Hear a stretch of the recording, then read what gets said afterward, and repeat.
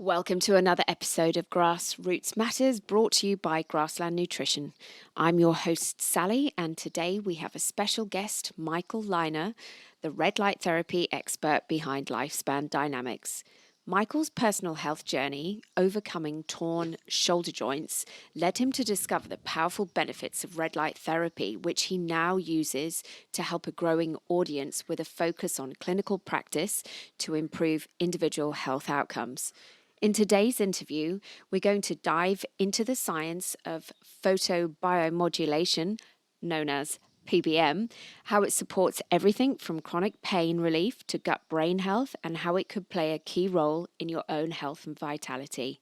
So sit back, relax, and let's shine a light on this incredible therapy. While you're listening, I'm actually wearing one of Lifespan Dynamics creations, the Cell LED ear and nose red therapy device, which is perfect for when on the laptop. Stay tuned as Michael shares his experience and how he's using data-driven products to support better health. I'm sure you will enjoy it. Michael, you're an absolute gem. Thank you for joining me today. Thanks, Sally. To talk Great to be here. about Lifespan Dynamics and photobiomodulation. Fantastic. Yeah, also known as PBM. Yes, I think that's the best one. Yeah. Yeah. So you're based in Queensland, correct? Yes. Great. And can you tell me a little bit about the setup of the organisation before I launch into Yeah. So we started, when was it? 2000. Okay, I started right from the beginning. So 2017, I had a car accident while we were living here in South Australia. Tore the labrum in both my shoulders. Went from being able to lift about 130 kilos to 5. I had 4 young kids. I was unemployed at the time. The doctors basically said, unless you have medical insurance to cover it, you could be waiting several years for the public health system, or you could spring a couple of $100,000 and actually have bone graft surgery and have it repaired. That scared the hell out of me, and I had looked at red light therapy in a totally different context. We were actually looking at it years before in simulating plant growth. They use it in hydroponic setups and vertical garden setups, but this was for licorice, to stimulate the licorice root growth, because apparently it does penetrate through and stimulates the roots to grow. And then someone said, well, look at it for the personal health benefits, anti-inflammatory, healing and repair of tissue. And so I found a device that was made in Korea that was recommended to me. And a whirlwind of things and serendipity, we met, my partner went over to Korea. She met the manufacturer of these flexible light therapy pads. I was using those. I went from using a mountain of anti-inflammatories daily to deal with the pain to basically recovering to about 90% in less than 3 months. Using the light therapy along with my physio, it was absolutely a game changer. So we investigated it further. My partner Miriam, she had suffered most of her adult life with Hashimoto's, the autoimmune version of hypothyroidism. She looked at the research and went, wow, okay, there's benefits there. She started using it. Within an 18-month period, she had 3 reductions in her medication, and she also saw with her endocrinologist a reduction in the antibodies, which they said was virtually unseen. So it was a bit of a game changer for both of us, and that stimulated us to spread the love or bring people into the light. And so I did a deep dive. I joined AMPA, which is the Australian Medical Photobiomodulation Association. So that's a bunch of doctors, clinicians, and researchers from around the country looking at the medical context and use of light for everything from wound healing. Yeah, basically about 130 plus different pathologies that have been researched and studied, over 10,000 peer-reviewed studies and papers and articles on PBM. So it has a lot of scientific efficacy behind it there. So yeah, we started Lifespan here in South Australia in 2018, and through AMBER and the networks that we formed from there, it really became apparent that there was an us and them mentality. There were biohackers who were sort of, we can heal ourselves with this. We don't need doctors. I was very much of the mindset that, well, hang on, we want to bridge the gap and get as many of the medical fraternity using light therapy to Yeah. help the outcomes for their Yeah. patients. And yeah, from there, lifespan was born. So Mm. yeah, it's been a very interesting journey since. So yeah. And you moved across to Queensland just Yeah, that was in the middle of COVID. So yeah. 2021, my 4 children live up there. So we wanted to be closer to them. We Mhm. also were offered a partnership in a clinic in Maroochydore on the Sunshine Coast. So yeah, and that sort of added and expanded with the Lightbridge Clinic Mm. up there. So that's a lot of focus on light therapy, but we also do things like hyperbaric chambers, HOCAP machines, which is using ozone therapy, as well as Biotune, which is a auditory healing modality there. So yeah, it's been an interesting journey. Yeah. Mm. Mine of information, and I didn't know your backstory, so that Mm. was really interesting. Yeah. And what an outcome. Yeah. Yeah. Yeah. And with Miriam as well. Now, you're I know that there are you're specializing in the clinical area, Hmm. and you talk an awful lot about the data, Yeah. and that's obviously really important to you in the work Completely. that you do Yeah. when you're working kind of Yeah. clinical side. And there are retailers, online retailers out Mhm. there that are selling devices probably more like business to kind of consumer, Yeah. kind of on a one-on-one basis, and that's great, you know. And I have a number of different products, from light bulbs to Hmm. lamps to um, fairy lights. Yep.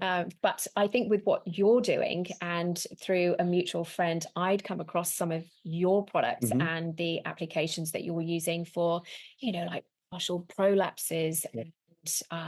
You have a belt that has 6 different settings on it, and one that's a craniosacral setting as well. Uh-huh. Right. You Okay. do, you Okay. do, which I just love. Yeah. I'm quite highly strung, just Yeah. doing busy things. Yes.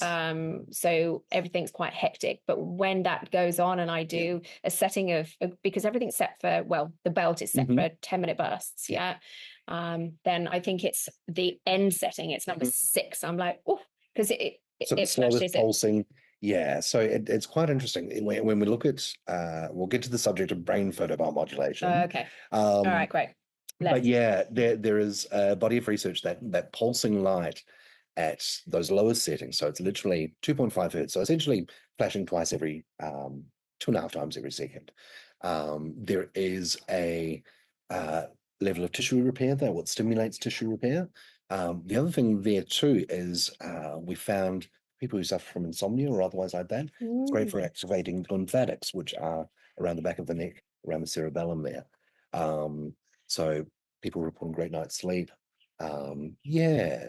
So it's a very relaxing, soothing. There is more research looking into it, that with it being closer to circadian rhythms or natural biological frequencies, so your heart Mhm. rate, etc. There, yeah, whether there is actually an interplay there, or we can tweak it or customize it to the individual there in their given state. So yeah, Yeah, yeah, fantastic. It's an awesome product. thank And you. I know through Dr. Carolyn Harris, who's also been on our podcast recently, she absolutely loves the belt and is Yeah, investigating panels for her home yeah. as well. So hats off to you Yeah, she's there. very much taking the deep dive Yes. into this, but it's great that she's been getting some really positive outcomes in a very short Mm. period of time. And you talk about circadian rhythms as Mhm. well. Can you talk to me a little bit more about how what you're doing with the kind of applications of red light therapy kind of go hand in hand with circadian rhythms as well? Because we're finding that with our community Mhm. that are largely meat based and want to follow that whole food Mhm. nutrition Mhm. kind of approach. And have more of a kind of simplistic Yeah. existence, would be really interested in your thoughts there. Yeah, so it is interesting. A lot of the pulsing side of it there. So I'll just wind it back a little Mm, bit. What please. they found is typically when we have light, a lot of the original light was looking at lasers, and that was using continuous wave or CW, basically meaning that the light is continually on. What they found is that when they dropped the pulsing below 100 hertz or lower, they were seeing different responses within cells to those lower pulsing frequencies. And so, like the 2.5 hertz that I was telling you about, it's got a Mm, utilitarian benefit there for it. But more and more research is coming out to look at things like 40 hertz pulsing, which is in the brain, and it's known as the gamma state. Um, Typically what somebody would meditate a lifetime to achieve is their Zen state or otherwise there. But a lot of the work around Parkinson's, etc., was looking and focusing on that pulsing frequency there. So there's some investigation to see if it does stimulate the breakdown of amyloid plaques in the brain, etc., Yeah. as we see in dementia and yeah. So as far as the circadian rhythms go, yeah, the jury's still out completely, but we do know that there is a great benefit there to the circadian rhythms. People sleep deeper, more consistently, or otherwise there. You know, strange little things. When we look at some of the studies there is a raft of what they call abscopal effects. And these are effects that are documented but not necessarily published. Yeah. And one of those side effects was having to wake in the middle of the night to go toilet. So that was greatly reduced and in many cases eliminated. So, when you consider that, yeah, the urgency to pee as such breaks your sleep cycle, pulls you out of deep sleep or otherwise. There's a whole raft of issues that come from that. So Well, that's highly yeah, beneficial. Do you think that you might hit REM sleep faster, perhaps? there is evidence to show that it does help that is over a longer period of time. It does come on faster. Yeah, so it's still ongoing.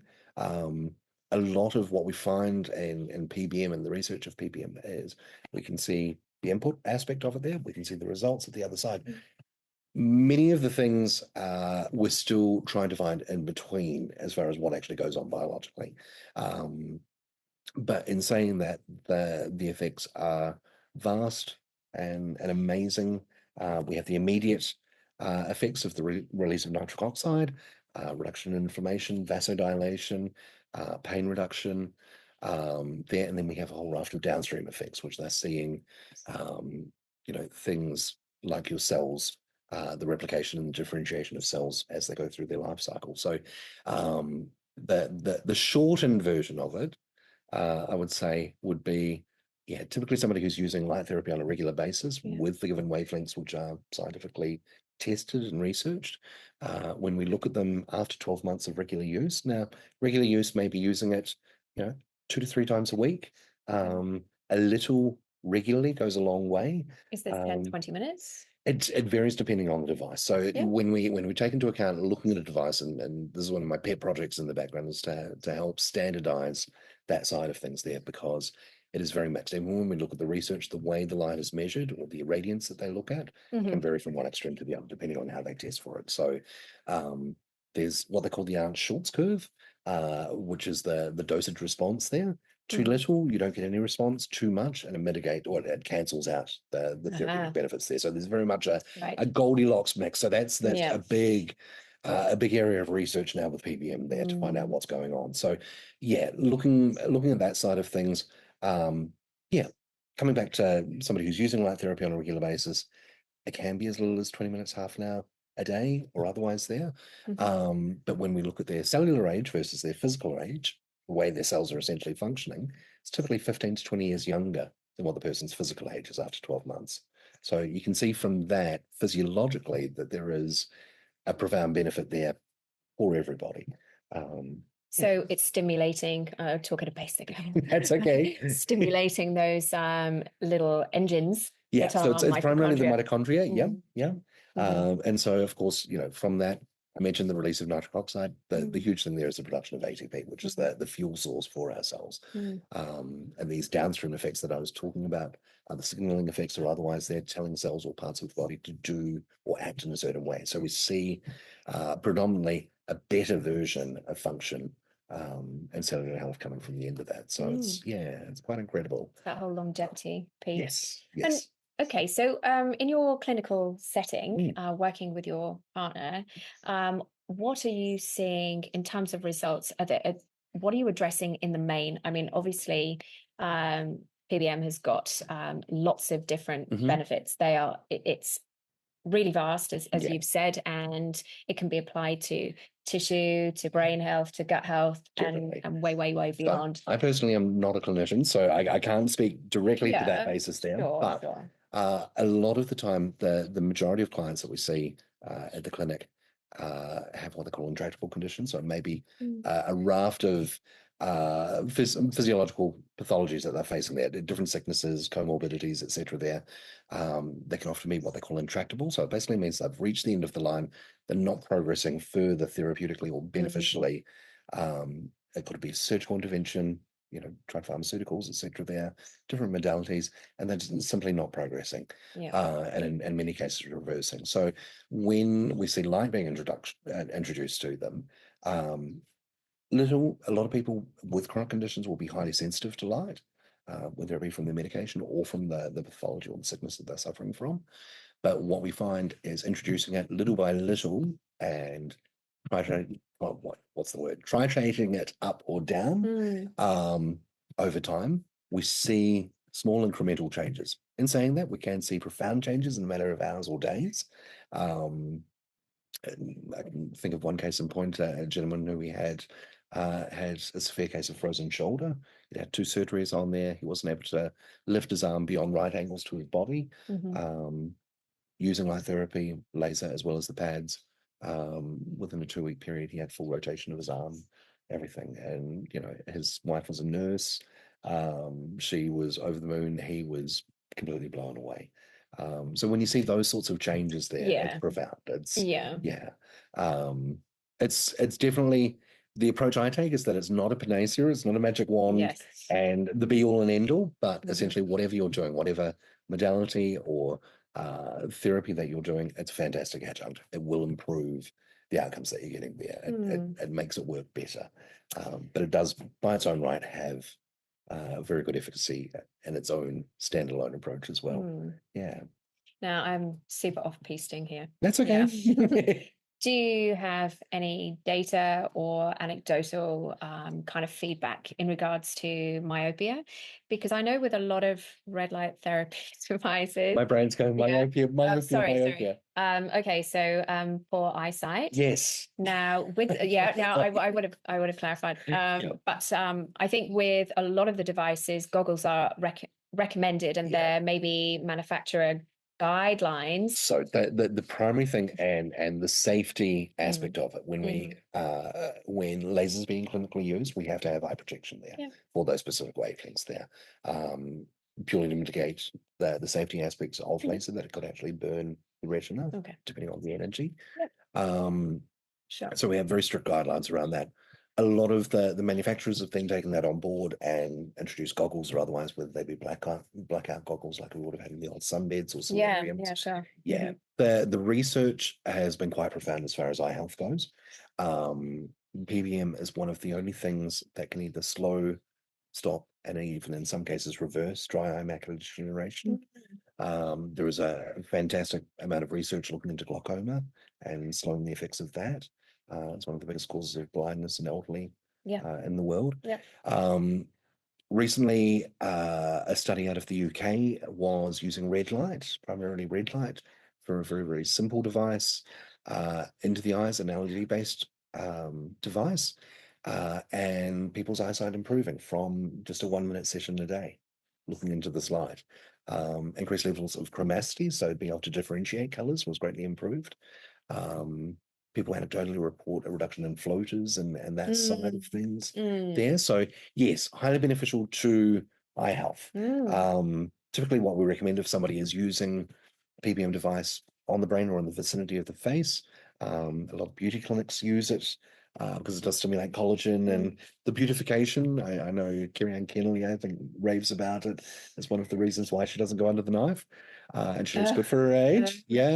But it's got some incredible benefits there. Both for conditions such as rosacea, chloasma, that sort of thing there, hyperpigmentation. But yeah, it is very much focused on specific wavelengths there that the research is looking at. So it's definitely not a one-hit wonder.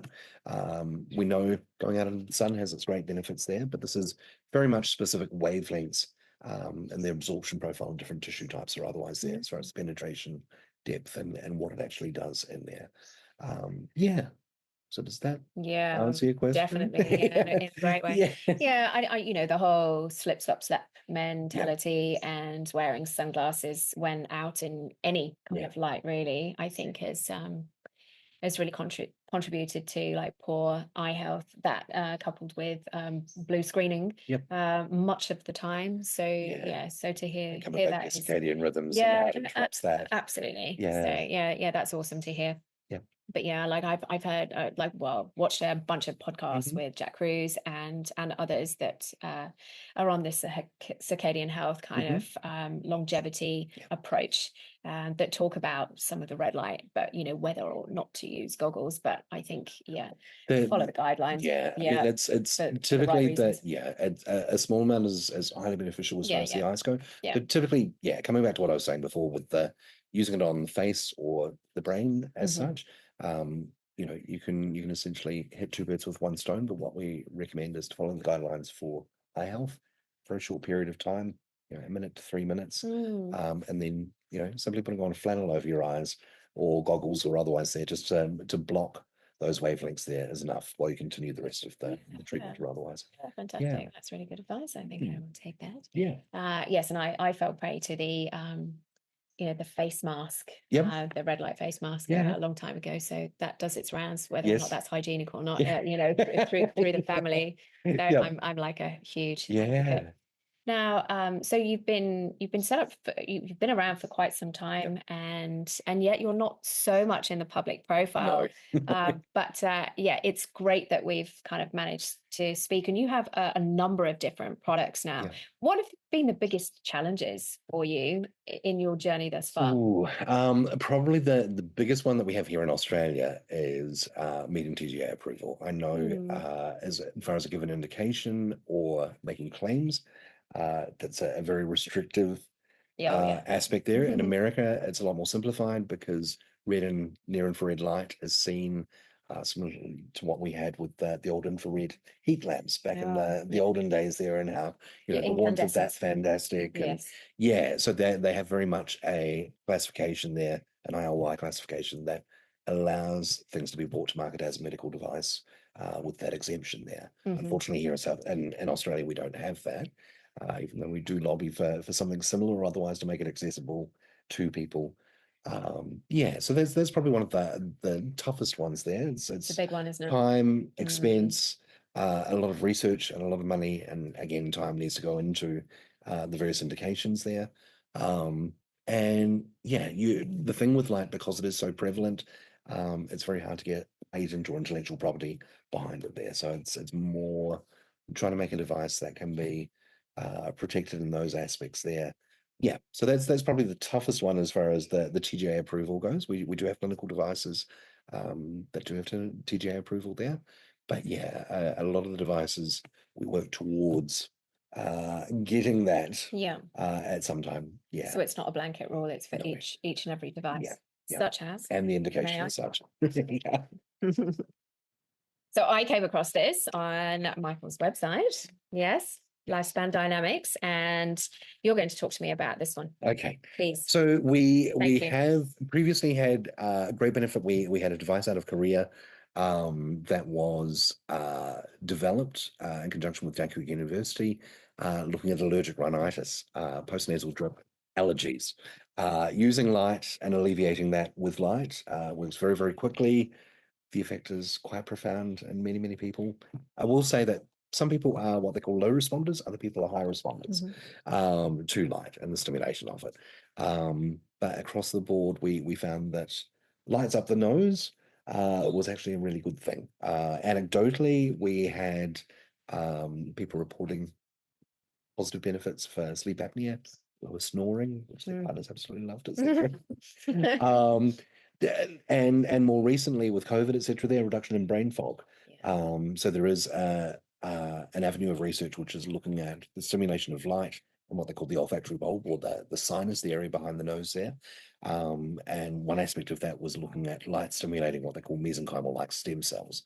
So these are stem cells that are prolific in the nasal cavity there, and how they could actually be used to heal deficits within the brain or otherwise there. Yeah, but we have found that for brain fog, that sort of thing, it's phenomenal. And more research continues looking at improving memory and what they call executive functions. So that's the problem-solving aspects, that sort of thing there. Yeah. And Michael's being very polite because I spotted that and I was thinking, oh, menopausal brain. I'm going to give it a try. So Yeah. yeah, I'll let you know. Yes, I would love to hear the feedback. Yeah. So what's the product that you're most proud of?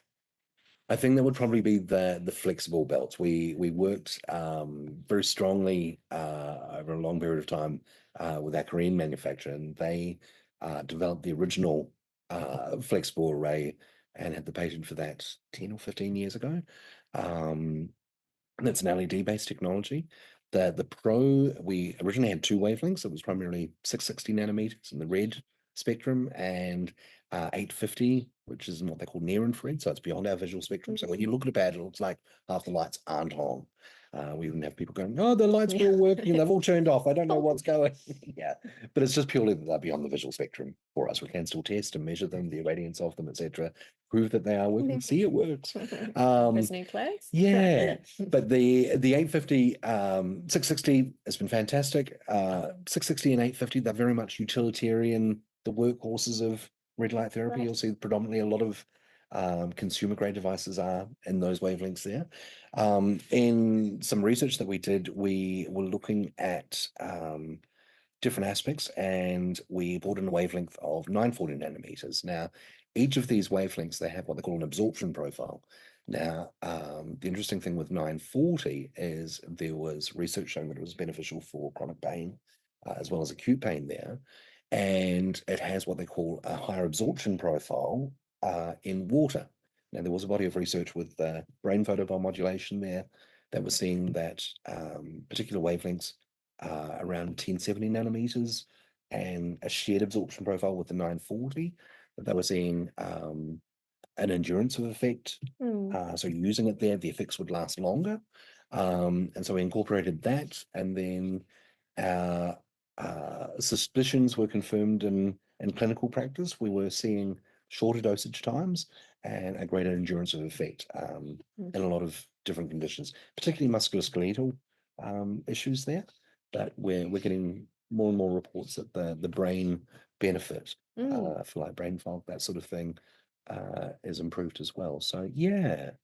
And I think from, just what I've picked up in podcasts and looking at products and testing some products out and just seeing how the sophistication is, really ramping up. Yeah. I think there's a bit of confusion out there, and myself the same. What level of red light do you go for? Does it really matter? But you basically a little, it yeah, does. yeah. So there's nuance aspects to it. So what I was mentioning to you before about the pulse, we'll quite often get asked, what button does this, or what pulsing does that? What do I need for this? And it's like, well, you don't need anything. If the device is on and on you, there is benefit from that. Don't feel that you're getting a lesser return from it there. It's more, when we look at the research, it was to meet the research and those nuances there. So like the 40 hertz pulsing I was mentioning earlier, the 2.5 hertz pulsing, and suspicion that it may actually help with tissue repair, etc. Yeah, so there are aspects to it that I think that the greatest issue that we have in PBM is that there is no industry standard as far as light measurement goes. So there are multiple ways to measure the light. And so from that, dosimetry can vary. Even in the research, we've found that the way that they've measured the light can vary. And accordingly, you look at a body of research and go, okay, I'll take this away.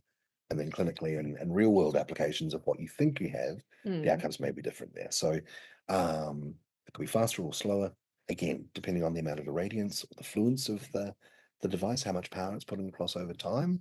They're all key factors there. And this is one of my little pet projects there, is to keep working on having an industry standardized measure of light so that dosimetry can be as accurate as possible. Yeah. And even looking at incorporating AI and big data to eventually help that, so that we can actually take various parameters and key factors of that person and actually have a customized protocol for them that will help as quickly as possible. Yeah, that would be really great. And let's use it positively and maybe fast track as well, because really the capability is there if it's what you put into it. Yes. Yeah. So that's really all encompassing for you in your focus in getting that standardization.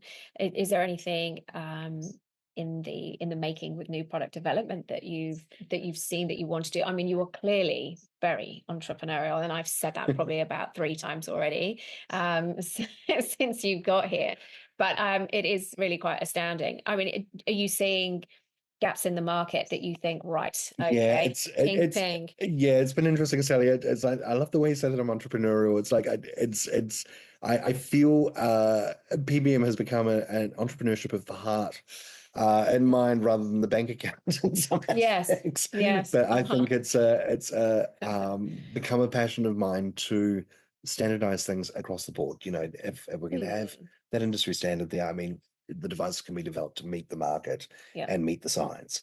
I think that's a very clear thing that we're seeing that's not being met completely, especially in the consumer side of goods.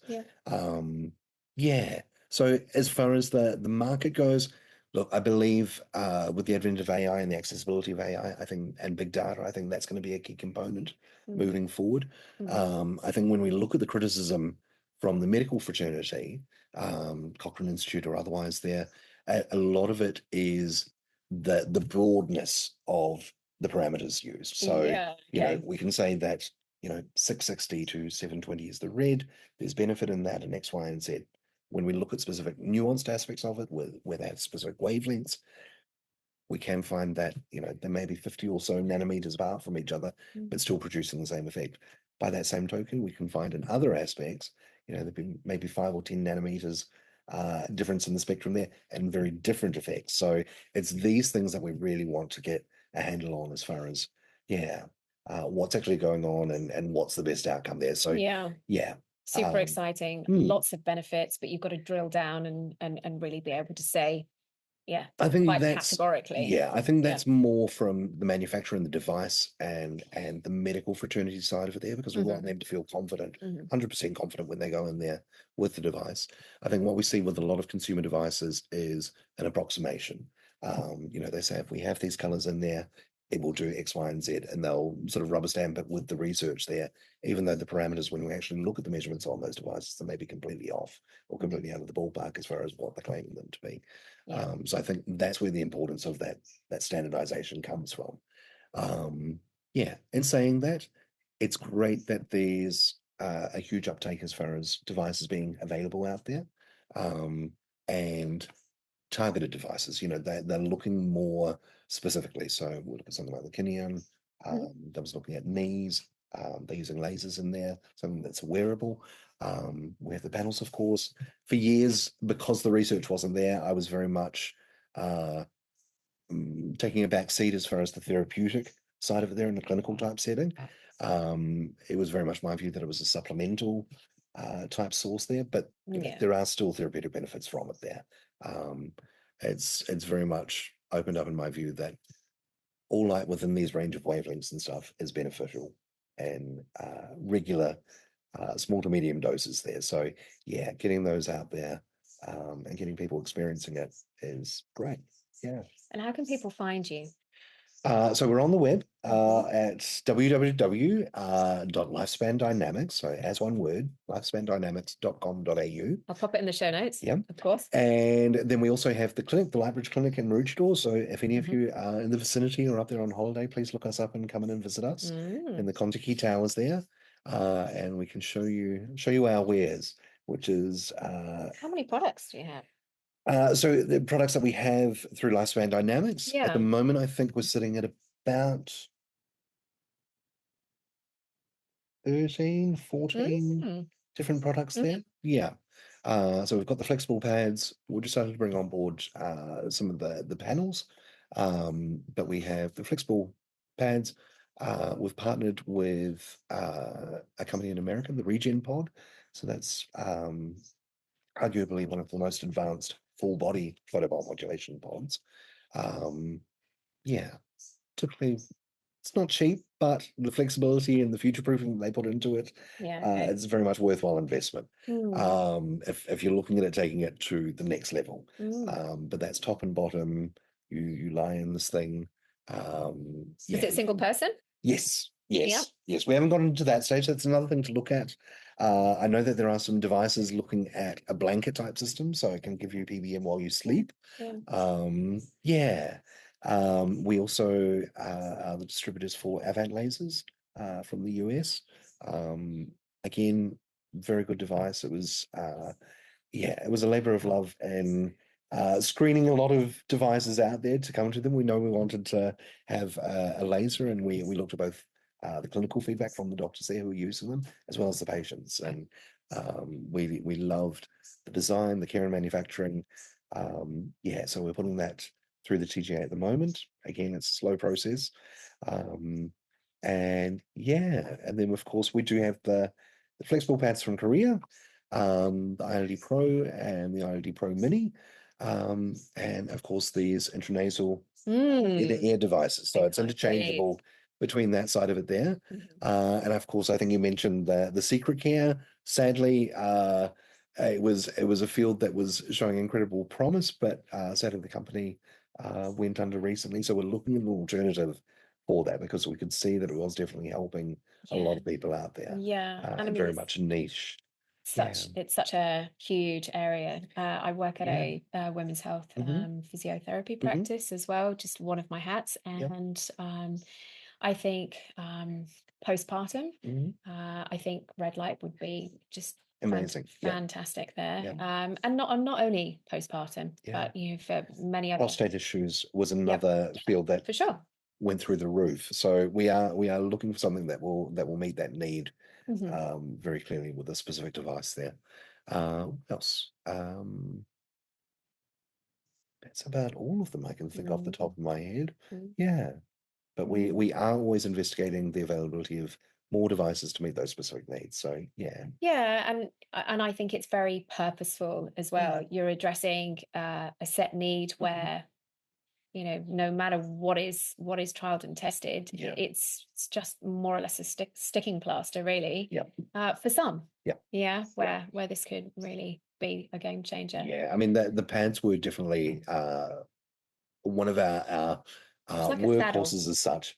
Oh, the secret care. Yeah. Yes, yes. So that was a polycarbonate device that you could actually sit on. Yeah, yeah. But the pad systems, they were a utilitarian Gotcha. device that could be used on the head, elsewhere on the body, Okay. etc. And they were both used clinically and by patients at home. So with some quite profound outcomes over time. So yeah.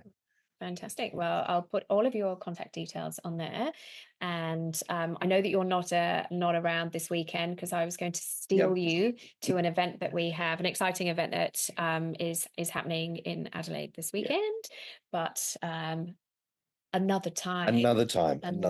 Another time. Yeah, fantastic. I just want to connect the grassland nutrition piece because that's my role really. And when we sat down and we started talking, we were talking about how you're growing licorice. Yes. Now I don't know what you can and can't say, what you're comfortable about saying and not saying, but it kind of ties in with the IBS piece because that's its main purpose. Well, the interesting thing with licorice was that it was something that is used in multiple industries. So it's used in pharmaceutical, natural medicine, confectionery, which most people would probably associate it with. Sure. Yeah. Yeah. Also in makeup and medicinally. Makeup. Okay. So they use it to stimulate blood flow to the skin. Right. Yeah. So there you go.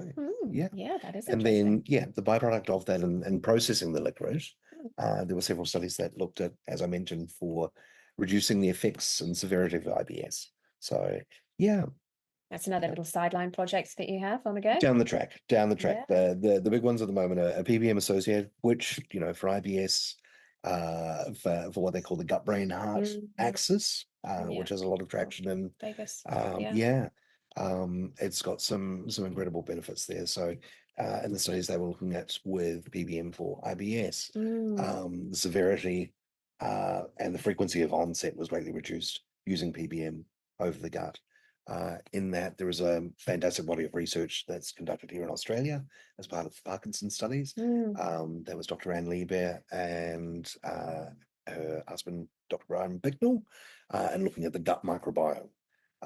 And yeah, they've found some incredible benefits to using light on the gut. So yeah, again, two birds with one stone. Oh, yeah, but absolutely terrific. yeah, Right. And I think so, as a long time sufferer of IBS, I did the elimination diet, going down the carnivore route, Yeah. so meat, salt, water, and I pretty much stuck to it for about 3 weeks. I think there was a tiny bit of chocolate in there and a bit of red wine, but small doses. Yeah. But yes, I mean, yeah, I wasn't as disciplined You as got to I keep could the have been. fun aspect of life going. Well, yeah, the dopamine side, yes, of course, but then you're taking longer, but it was profoundly different. So I think when you were talking about the licorice as well, and that's how I pretty much came to red light as well. Hormones fluctuating and that kind of stuff, but I've found definite benefits with red light, and also with following a restricted diet, really. So it's all part of that same rich tapestry. Yes, it's about bringing it back to a level of normalization within the body. It's returning it. To its chi. Yeah. Yeah. Is there anything else that you'd like to add? I think that's fine. We can revisit in future, but I have to listen back and go through the technicalities and write down some of those big words. But thank you very much, Michael. Honestly, that was really, really great. Thank you for coming to see us. Thank you so much for the opportunity. See you again. Great. Thank you. Thanks, Sally.